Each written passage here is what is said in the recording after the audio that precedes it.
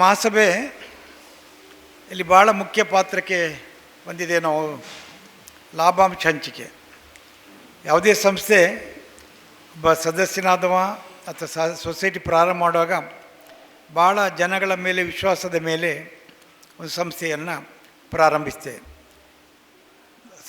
Share code ಕೊಡಬೇಕಿದ್ದರೆ ಸಂಸ್ಥೆ ಯಾರು ನಡೆಸ್ತಾರೆ, ಯಾರು ನಿರ್ದೇಶಕರು ಅಂತ ಹೇಳೋದು ಭಾಳ ಪ್ರಮುಖ ಪಾತ್ರ ವಹಿಸ್ತದೆ. ಒಮ್ಮೆ ಸಂಸ್ಥೆ ಪ್ರಾರಂಭವಾದ ಮೇಲೆ ಅದರ ಸಿಬ್ಬಂದಿ ವರ್ಗದ ಮೇಲೆ ಹೆಚ್ಚಿನ ಒತ್ತಡ ಇರ್ತದೆ. ಸಿಬ್ಬಂದಿ ವರ್ಗ ಹೇಗೆ ಚೆನ್ನಾಗಿ ನೋಡಿಕೊಳ್ತಾರೆ, ಹೇಗೆ ಸ್ವೀಕಾರ ಮಾಡ್ತಾರೆ, ಲೋನ್ ಹೇಗೆ ಮಾಡ್ತಾರೆ, ವಸೂಲಾತಿ ಮಾಡ್ತಾರೆ, ಅದರ ಮೇಲೆ ಭಾಳ ಚೆನ್ನಾಗಿ ನಡೀತದೆ. ಇವತ್ತೀಗ 10ನೇ ವರ್ಷದ ಮಹಾಸಭೆಯಲ್ಲಿ ನಾವು ಬಂದು ನಿಂತಿದೆ. ಲಾಭಾಂಶ ಹಂಚಿಕೆ ನಂತರ ನಿಮ್ಮ ಸದಸ್ಯರ ಅಭಿಪ್ರಾಯಗಳನ್ನು ಪಡೆದು ಮತ್ತೆ ನಾನು ಅಧ್ಯಕ್ಷವಾಗಿ ಕೊನೆಯಲ್ಲಿ ಮಾತಾಡಲಿಕ್ಕೆ ಇಷ್ಟಪಡ್ತೇನೆ. ಈಗಾಗಲೇ ನಿಮಗೆ ಗೊತ್ತಿದೆ, ಈಗಾಗಲೇ ಪುನಃ ರಿಮೈಂಡರ್ನಾಗಿ ಮಾಡಲಿಕ್ಕೆ ಇಷ್ಟಪಡ್ತೇನೆ. 27/9 ನಮ್ಮ ಸಂಸ್ಥೆ ಪ್ರಾರಂಭ ಆಗಿದೆ. 2015 ಸದಸ್ಯರು 3480 ಇದ್ದಾರೆ. ಠೇವಣಾತಿಗಳು 12,75,59,764 ಇದೆ. ಅಷ್ಟು ಠೇವಣಾತಿದೆ. ಬಡ್ಡಿಯನ್ನು 9.5 ಕೊಡ್ತಾಯಿದೆ, 9.5. ಮತ್ತು ಸೀನಿಯರ್ ಸಿಟಿಸನ್ನಿಗೆ 5% ಜಾಸ್ತಿ 10% ಕೊಡ್ತದೆ. ವಿವಿಧ ಬ್ಯಾಂಕ್ಗಳಲ್ಲಿ 3,65,00,000 ಡೆಪಾಸಿಟ್ ಆಗಿರಿಸಿದ್ದೇವೆ. ಸಾಲಗಳು 11,39,96,151 ರೂಪಾಯಿ ಸಾಲವನ್ನು ಕೊಟ್ಟಿದೆ. ವಾರ್ಷಿಕ ವ್ಯವಹಾರ ಹೆಚ್ಚು ಕಡಿಮೆ 60 ಕೋಟಿಯಷ್ಟಿದೆ. ಸಾಲ ವಸೂಲಾತಿ 95% ಇದೆ. ಅದು ಸ್ವಲ್ಪ ಈಗಾಗಲೇ ನಮ್ಮ ಉಪಾಧ್ಯಕ್ಷ ಹೇಳಿದಾಗೆ ಮುಂದಿನ ವರ್ಷಕ್ಕೆ ಅದನ್ನು ಗಣನೀಯವಾಗಿ ಈಗ ಏರಿಸಲಿಕ್ಕೆ ಪ್ರಯತ್ನ ಮಾಡ್ತಾ ಇದ್ದೇವೆ. ಲಾಭ 59,12,880 ರೂಪಾಯಿ ಇದೆ. ಇದು ಕಳೆದ ವರ್ಷ 54 ಲಕ್ಷ ಇತ್ತು, 5 ಲಕ್ಷ ಜಾಸ್ತಿ ಆಗಿದೆ. ಹಾಗೆ ಆಡಿಟ್ ವರ್ಗೀಕರಣದಲ್ಲಿ ಎ ಭಾಗಕ್ಕೆ ಬಂದಿತ್ತಿದೆ. ಈಗ ಬಂದ ಸದಸ್ಯರುಗಳೆಲ್ಲರೂ ಕೂಡ ಇಡೀ ಪುಸ್ತಕವನ್ನು ಓದಿದ್ರು ಕೂಡ ಈ ಭಾಳ ಪ್ರಮುಖ ಅಂಶ ನಮ್ಮ ಲಾಭಾಂಶ 59,12,880 ರೂಪಾಯಿಯಲ್ಲಿ ಲಾಭಾಂಶವನ್ನು 25% ಕ್ಷೇಮ ನಿಧಿಗೆ ಹೋಗ್ತದೆ. 14,78,220 ರೂಪಾಯಿ. ಸಹಕಾರಿ ಶಿಕ್ಷಣ ನಿಧಿಗೆ 2% ಕೊಡಬೇಕಾಗ್ತದೆ. ಅದು 1,18,258 ರೂಪಾಯಿ ಹೋಗ್ತದೆ. ಸಹಕಾರಿ ಅಕಾಡೆಮಿಗೆ 0.05% ಕೊಡಬೇಕಾಗ್ತದೆ. 29,564 ರೂಪಾಯಿಯನ್ನು ಇಡ್ತೇವೆ. ಕಾರ್ಯಾಚರಣೆಗೆ ಮೀಸಲು ನಿಧಿ ಅಂತ 20% ಇಡ್ತೇವೆ. 11,82,576 ರೂಪಾಯಿಯನ್ನು ಕಾರ್ಯಾಚರಣೆ ಮೀಸಲು ನಿಧಿಗೆ ಇಡ್ತೇವೆ. ಸಾಮಾನ್ಯ ಕ್ಷೇಮ ನಿಧಿ 5% 2,95,644 ರೂಪಾಯಿ ಆಗ್ತದೆ. ಸಿಬ್ಬಂದಿ ಬೋನಸ್ 2 ತಿಂಗಳ ಬೋನಸ್ ಕೊಡ್ತಾಯಿದ್ದೇವೆ. ಅದು ಹೆಚ್ಚು ಕಡಿಮೆ 1,32,610 ರೂಪಾಯಿ ವರ್ಷಕ್ಕೆ ನಡೀತದೆ, ಇಷ್ಟು ವರ್ಷದವರೆಗೆ. ಡಿವಿಡೆಂಟ್ ಫಂಡ್ ಕೊನೆಯದು ಡಿವಿಡೆಂಟಾಗಿ ನಾವು 12% ಕೊಡೋದಂತ ತೀರ್ಮಾನ ಮಾಡಿದೆ. ಸ್ವಲ್ಪ ಜಾಸ್ತಿ ಕೊಡ್ಬೋದಿತ್ತ ಅಂತ ಒಂದು ಯೋಚನೆ ಇತ್ತು. ಆದರೆ ನಾವು ಇನ್ನು ಸ್ವಂತ ಕಟ್ಟಡ ಹೊಂದಿಲ್ಲ ಮತ್ತು ಕೆಲವು ಪ್ರಮೋಷನಲ್ ಆ್ಯಕ್ಟಿವಿಟೀಸ್, ಉದಾಹರಣೆಗೆ ನಮ್ಮ ಸದಸ್ಯರಿಗೆ ಅವರ ಮಕ್ಕಳಿಗೆ ಪ್ರಶಸ್ತಿಯ ಅಥವಾ ತೊಂದರೆಗಳಾದಾಗ ಏನೋ ಹೆಲ್ಪ್ ಮಾಡುವಂಥದ್ದು ಸಾಮಾಜಿಕ ಚಿಂತನೆ ನಿಧಿಗಳಂತ ಈ ಸತಿ ಒಂದು 17 ಲಕ್ಷ ರೂಪಾಯಿಯನ್ನು ಉಳಿಕೆ ನಿಧಿಯನ್ನು ಫಂಡ್ ಮತ್ತು ಅದಕ್ಕೆ ಆಗಿಂತ ಹೆಚ್ಚಿಟ್ಟಿದೆ. ಹಾಗಾಗಿ ಆ ಫಂಡ್ ನಮ್ಮ ಸದಸ್ಯರನ್ನು ಗುರುತಿಸುವಂಥ ಕಾರ್ಯಕ್ರಮಗಳಿಗೆ ಬೇಕು ಅಂತ ಯೋಚನೆ ಮಾಡಿದೆ. ಆ ಉಳಿದ ಫಂಡನ್ನು ಮತ್ತು ಒಂದು ಬಿಲ್ಡಿಂಗ್ ಫಂಡ್ ಮಾಡೋದಾದರೆ ಅದಕ್ಕೆ ಎಷ್ಟು ಇಡಬೇಕಂತ ಅದು ನೀವು ಮಾಡಿದ ಬೋರ್ಡ್ನಲ್ಲಿ ನಿರ್ಣಯ ಮಾಡ್ತೇವೆ. ನಿಮ್ಮ ಅನುಮತಿಯನ್ನು ಅದಕ್ಕೆ ತಗೊಳ್ತೇವೆ. ಇನ್ನು ಈ ವಿಚಾರ ಆದಮೇಲೆ ನಿಮ್ಮಲ್ಲಿ ಸದಸ್ಯರ ಮುಂದೆ ಮಾತಾಡಲಿಕ್ಕೆ ಇಷ್ಟಪಡ್ತೇನೆ. ನಮ್ಮ ಡೈರೆಕ್ಟರ್ ಬಗ್ಗೆ ಮಾತಾಡಲಿಕ್ಕೆ ಮುಂಚೆ ಸದಸ್ಯರ ಬಗ್ಗೆ ಮಾತಾಡಲಿಕ್ಕೆ ಇಷ್ಟ. ಇವತ್ತು ಬಂದಾಗ ಒಂದು ರೀತಿಯಲ್ಲಿ ವರ್ಷಕ್ಕೊಂದು ಸಭೆ ಮಾಡೋದಿದ್ರು ಕೂಡ ನಮ್ಮ ಸುಳ್ಯ ಪುತ್ತೂರು ಬೆಳ್ತಂಗಡಿ ವ್ಯಾಪ್ತಿಯಿಂದ ತುಂಬ ಜನ ಅಲ್ಲಿಂದ ಬಂದಿರಿ. ಮಳೆಯಲ್ಲಿ ಬಂದಿದ್ರಿ. ಮಳೆಯಲ್ಲಿ ಪ್ರಚಾರ ಮಾಡೋದೇ ಬರೋದೇ ಕಷ್ಟ, ರೋಡ್ ಕಷ್ಟ. ತುಂಬ ಜನ ನಮ್ಮ ಸುಳ್ಯದಿಂದ ಬಂದಿದ್ದಾರೆ. ನಮ್ಮ ಏಜೆಂಟ್ಗಳು ಕೂಡ ಕೆಲವು ಉಮೇಶ್ ಇದ್ದಾರೆ. ನಮ್ಮ ನಡುಗಲ್ಲಿಂದ ಬಂದಿದ್ದಾರೆ, ಬೆಳ್ತಂಗಡಿಯಿಂದ ಬಂದಿದ್ದಾರೆ, ಪುತ್ತೂರಿಂದ ತುಂಬ ಎಲ್ಲರ ಹೆಸರು ಹೇಳಿಕ್ಕೆ ಹೋದರೆ ಎಲ್ಲರ ಹೆಸರು ಎಲ್ಲರೂ ಗುರುತಿಸಿದೆ. ಆದರೆ ಈ ಕಾರ್ಯಕ್ರಮಕ್ಕೆ ಈ ಟೈಮಲ್ಲಿ ಬಂದು ಭಾಗವಹಿಸಿ ನಮ್ಮೊಟ್ಟಿಗೆ ಇದ್ದೀರಿ, ಅದು ನಮಗೆ ಅತ್ಯಂತ ಸಂತೋಷದ ವಿಷಯ. ಯಾಕೆಂದರೆ ಒಂದು ನಿಮ್ಮ ನಂಬಿಕೆ ವಿಶ್ವಾಸದೊಟ್ಟಿಗೆ ಒಂದು ಕೂಟವಾಗಿ ಇವತ್ತಿನ ಕಾರ್ಯಕ್ರಮದಲ್ಲಿ ಭಾಗವಹಿಸಿರುವುದು ನಿಮಗೆಲ್ಲರಿಗೂ ವಿಶೇಷ ಕೃತಜ್ಞತೆ ಕೊಡ್ತೇವೆ. ಯಾಕೆಂದರೆ ಇನ್ನೂ ಇದನ್ನು ವಿಶೇಷ ಕೊಡಲೇಬೇಕಾಗ್ತದೆ. ಯಾಕೆಂದರೆ ಮುಂದಿನ 3 ತಿಂಗಳಲ್ಲಿ ಹೊಸ ಬೋರ್ಡ್ ಬರಲಿಕ್ಕಿದೆ. ಹೊಸ ಬೋರ್ಡ್ ಬಂದಾಗ ಹೊಸ ಬೋರ್ಡಿಗೆ ಕೆಲವು ಬದಲಾವಣೆಗಳು ಸಹಜವಾಗಿ ಆಗ್ತವೆ. ಹಾಗೆ ಹೊಸ ಬೋರ್ಡಿನ ನಂತರ ಹೊಸ ಅಧ್ಯಕ್ಷರು, ಹೊಸ ಬೋರ್ಡ್ ಎಲ್ಲವೂ ಕೂಡ ಬದಲಾವಣೆಗಳು ಬರಬಹುದು.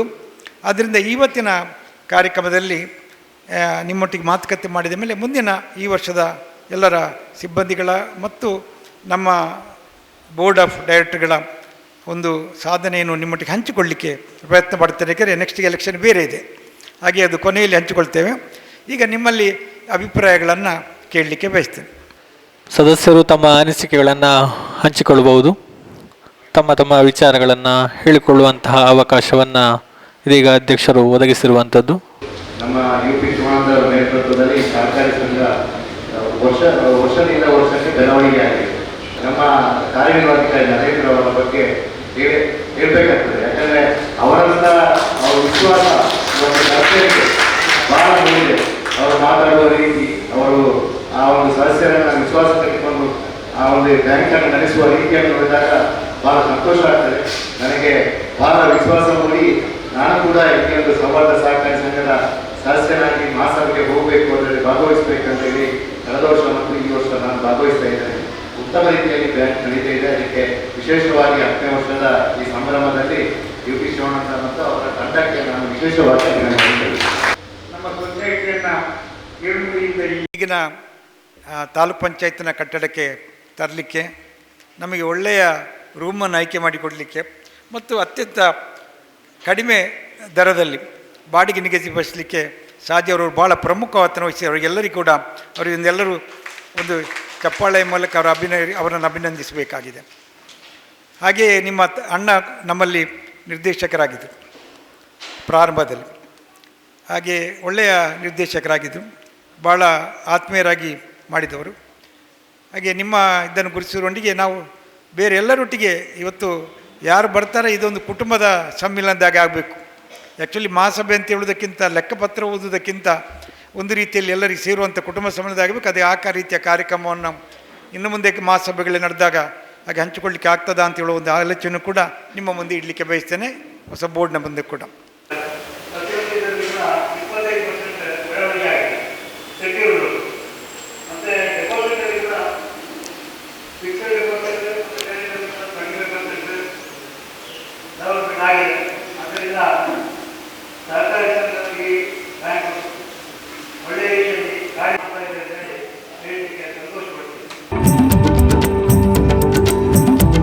ಸದಸ್ಯರ ಮಕ್ಕಳಿಗೆ ಅಥವಾ ಆರೋಗ್ಯದ ಶಿಕ್ಷಣದ ದೃಷ್ಟಿಕೋನದಲ್ಲಿ ಇಡಲಿಕ್ಕೆ ನಮಗೆ ಹಣದ ವ್ಯವಸ್ಥೆಗಳು ಬೇಕು. ಅದಕ್ಕೆ ಇದರಂಥ ಹೆಚ್ಚುವರಿ ಹಣವನ್ನು, ಉಳಿಕೆ ಹಣವನ್ನು ನಮ್ಮ ಸಂಸ್ಥೆ ಆರ್ಥಿಕ ಕಟ್ಟಡಕ್ಕೆ ಒಂದು ಕಡೆ ಮತ್ತು ಸ್ವಲ್ಪ ಹಣವನ್ನು ಬೇರೆ ಬೇರೆ ವಿನಿಯೋಗಕ್ಕೆ ಉಪಯೋಗ ಮಾಡೋ ಬಗ್ಗೆ ಚಿಂತನೆ ಮಾಡಿದೆ.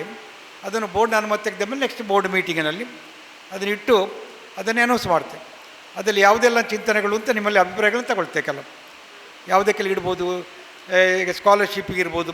ನೀವು ಹೇಳಿ ಈಗ ಅತಿ ಬಡ ನಮ್ಮ ಮೆಂಬರ್ ಸದಸ್ಯರಿಗೆ ಏನೋ ಆರ್ಥಿಕ ಸಮಸ್ಯೆಗಳು ಬಂದರೆ ಅದಕ್ಕೆ ಮಾಡ್ಬೋದು. ಅದು ನಾವಿನ್ನೂ ಒಂದು ರೀತಿಯ ಆಲೋಚನೆಗಳು ಇಟ್ಟುಕೊಂಡಿದ್ದೇವೆ. ಅದಕ್ಕೆ ಅಮೌಂಟ್ ಇದೆ, ಅಮೌಂಟ್ ಇಟ್ಟುಕೊಂಡಿದೆ. ನಮ್ಮ ಬೈಲಾದಲ್ಲಿ ವಿಶೇಷ ನಿಧಿಗೆ ಪ್ರೊವಿಷನ್ ಇಟ್ಟಿದೆ. ಬೈಲಾದಲ್ಲಿ ವಿಶೇಷ ನಿಧಿಗೆ ಪ್ರೊವಿಷನ್ ಇಟ್ಟಿದ್ದೇವೆ. ಆ ಕಾರಣಕ್ಕೆ ಇದನ್ನು ವಿಶೇಷ ನಿಧಿ ಅಂಡರ್ನಲ್ಲಿ ನಾವು ಬೇರೆ ಬೇರೆ ಕಾರ್ಯಕ್ರಮದಲ್ಲಿ ತೊಡಗಿಸಿಕೊಳ್ಳಿ ಕಾನೂನಿನ ಬೈಲಾದಲ್ಲಿ ನಮ್ಮ ಒಪ್ಪಿಗಿದೆ, ಅದನ್ನು ಮಂಡಿಸಿದ್ದೇವೆ. ನಾವೀಗ ಸ್ವಲ್ಪ ಚಿಂತನೆ ಮಾಡಿ ಯಾವುದಕ್ಕೆ ಇಡಬೇಕು ಅಂತ ಹೇಳೋದನ್ನು ಈ ಸತಿಯ ಬೈಲಾದಲ್ಲಿ ನಿಮ್ಮ ಕೆಲವು ಅಭಿಪ್ರಾಯಗಳು ತಗೊಂಡ ಮೇಲೆ ನಮ್ಮ ಬೋರ್ಡ್ ಮೀಟಿಂಗಲ್ಲಿ ಇಟ್ಟು ಅದನ್ನು ಅಂತಿಮವಾಗಿ ಒಂದು ಕಾನೂನು ರೂಪದಲ್ಲಿ ಅದನ್ನು ಇಡ್ತೇವೆ. ಅದು ಸಂಸ್ಥೆಯ ಅಭಿವೃದ್ಧಿಗೆ ಮತ್ತು ಸಂಸ್ಥೆಯ ಸದಸ್ಯರ ಅಭಿವೃದ್ಧಿಗೆ, ಕಟ್ಟಡಕ್ಕೆ, ಆ ದೃಷ್ಟಿಗೆ ಅದು ವಿಶೇಷ ನಿಧಿಯಾಗಿ ಬಳಸ್ತೇವೆ.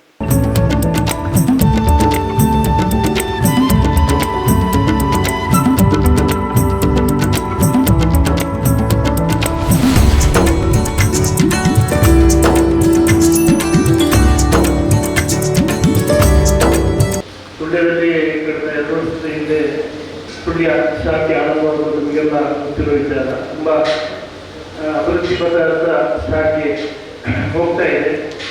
ಉಳಿದ ಸದಸ್ಯರು ಹೇಳಿದಾಗೆ ನಗುಮುಗದ ಸೇವೆ, ಪುತ್ತೂರು ಕೇಂದ್ರ ಕಚೇರಿಯಲ್ಲಿ ಇರ್ಬೋದು ಅಥವಾ ಸುಳ್ಯ ಶಾಖೆಯಲ್ಲಿ ಕೂಡ ನಗುಮೊಗದ ಸೇವೆಯೊಂದಿಗೆ ಎಲ್ಲ ಸಿಬ್ಬಂದಿಗಳು ದುಡಿಯುತ್ತಿದ್ದಾರೆ.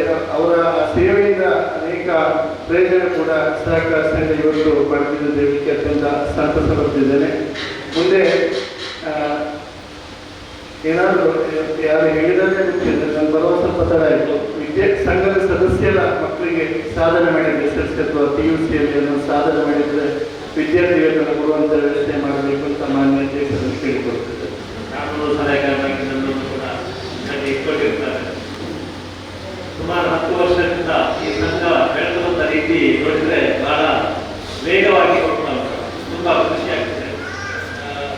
ಈ 3 ವರ್ಷದ ವರದಿಯನ್ನು ನೋಡಿದಾಗ ಸಂಘದ ಅಭಿವೃದ್ಧಿ ತುಂಬ ಹೆಚ್ಚಾಗ್ತದೆ. ಇದರಲ್ಲಿ ಈ ಒಂದು ಆಡಳಿತ ಮಂಡಳಿರ್ಬೋದು, ಸಲಹಾ ಇರ್ಬೋದು, ಇಲ್ಲದೆ ಈ ಸುದ್ದಿ ಸಭೆ ಸಹಕಾರಿ ಸಂಘದ ಎಲ್ಲ ಸದಸ್ಯರುಗಳ ಪೂರ್ಣ ಸಹಕಾರ, ಅದರೊಂದಿಗೆ ಈ ಕಚೇರಿ ಸಿಬ್ಬಂದಿಗಳು, ಮುಖ್ಯವಾಗಿ ನಮಗೆ ಕಚೇರಿ ಸಿಬ್ಬಂದಿಗಳನ್ನು ನಾವು ಯಾವ ರೀತಿ ಆಡಳಿತ ಮಂಡಳಿ ಇಟ್ಕೊಂಡಿರ್ತಾರೆ ಅಂತ ಹೇಳುವಂಥದ್ದು ಮುಖ್ಯ ವಿಷಯ.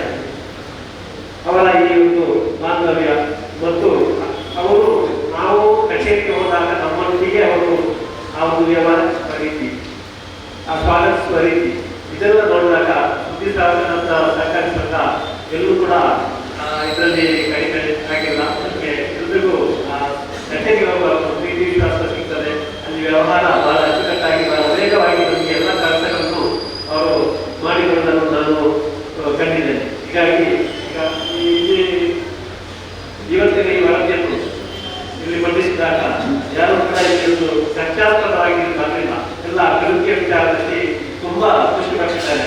ಹಾಗಾಗಿ ಈ ಸುದ್ದಿ ಸಹಕಾರ ಸಂಘ ಇನ್ನು ಮುಂದಕ್ಕೂ ಕೂಡ ಇದೇ ರೀತಿಯ ಒಂದು ಎಲ್ಲರಿಗೂ ಸಹಕಾರವನ್ನು ಮತ್ತು ಈ ರೀತಿಯ ಒಂದು ನಾವೆಲ್ಲ ಈ ರೀತಿಯ ಮಾರ್ಗದರ್ಶನವನ್ನು ಕೊಟ್ಟಾಗ ಅದನ್ನು ಕೂಡ ಸ್ವೀಕರಿಸಲಿಕ್ಕೆ ಎಲ್ಲ ರೀತಿಯಲ್ಲೂ ನಾನು ಕೂಡ ಸುಮಾರು ಈ ಮಹಾಸಭೆಯಲ್ಲಿ ಭಾಗವಹಿಸಿರುವಾಗ ನಮ್ಮೆಲ್ಲ ಸಲಹೆಗಳನ್ನು ಕೂಡ ಅವರು ಸ್ವೀಕರಿಸಿದ್ದಾರೆ.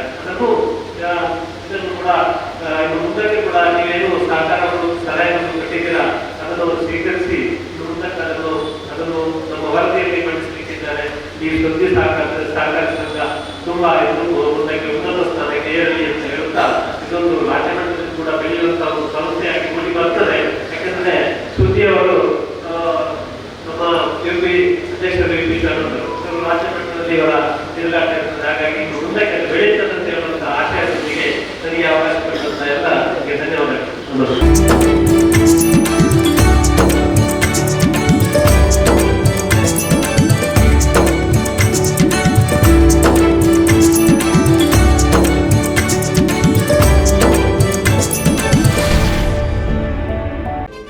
ಕಾರ್ಡ್ ಮರೆತು ಬಂದೆ, ಅರ್ಜೆಂಟ್ ಆಗಿ ATMನಿಂದ ಹಣ ಬೇಕಿತ್ತು, ಅಯ್ಯೋ ಏನ್ ಮಾಡೋದು ಈಗ ಅಂತ ಯೋಚಿಸ್ತಿದ್ದೀರಾ? ಚಿಂತೆ ಬಿಟ್ಟು ಬಿಡಿ, ಪುತ್ತೂರು ಒನ್ ATMಗೆ ಬನ್ನಿ. ನಿಮ್ಮ ಮೊಬೈಲ್ನಲ್ಲಿರೋ Google Pay, PhonePe, Paytm scanner ಬಳಸಿ ಕಾರ್ಡ್ ಇಲ್ಲದೆಯೇ ಸುಲಭವಾಗಿ ಹಣ ವಿತ್ಡ್ರಾ ಮಾಡಿ. ಹಣ ತೆಗೆಯುವುದು ಮಾತ್ರವಲ್ಲ, ಹಣ ಡೆಪಾಸಿಟ್ ವ್ಯವಸ್ಥೆಯೂ ಲಭ್ಯ. ಈಸಿಯಾಗಿ ಭೀಮ್ ಆಪ್ ಮೂಲಕ ಅಕೌಂಟ್ ಲಿಂಕ್ ಮಾಡಿ Canara bank, bank of Baroda, south India bank, Indian bank, federal bank, central bank, Axis bank, union bank, corporation bank ಹೀಗೆ ಒಟ್ಟು 13 ಬ್ಯಾಂಕ್ ಖಾತೆಗಳಿಗೆ ಒಂದೇ ATM ಮೂಲಕ ಈಸಿಯಾಗಿ UPI ಸ್ಕ್ಯಾನ್ ಮೂಲಕ ಡೆಪಾಸಿಟ್ ಮಾಡುವ ವ್ಯವಸ್ಥೆ. ಪುತ್ತೂರಿನ ಕೇಂದ್ರ ಭಾಗಗಳಾದ 3 ಕಡೆ ನಮ್ಮ ATM ಸೌಲಭ್ಯ. ಗಾಂಧಿ ಕಟ್ಟೆ ಬಳಿ KSRTC ಕಮರ್ಷಿಯಲ್ ಬಿಲ್ಡಿಂಗ್ನ ಫಸ್ಟ್ ಫ್ಲೋರ್, ಪುತ್ತೂರು ಮುಖ್ಯ ರಸ್ತೆಯ ಹರಿಪ್ರಸಾದ್ ಹೋಟೆಲ್ ಎದುರುಗಡೆ. ಇದರೊಂದಿಗೆ ಸುಳ್ಯದ KSRTC ಬಸ್ ನಿಲ್ದಾಣದಲ್ಲಿಯೂ ಸೇವೆ ನೀಡುತ್ತಿರುವ easy ATM. Puttur one ATM ಬಳಸಿ ಸುಲಭವಾಗಿ ಹಣ ಪಡೆಯಿರಿ, ಹಣ ಡೆಪಾಸಿಟ್ ಕೂಡ ಮಾಡಿ. ಸುದ್ದಿ ಚಾನಲ್, ಕ್ಷಣ ಕ್ಷಣದ ಸುದ್ದಿಗಾಗಿ.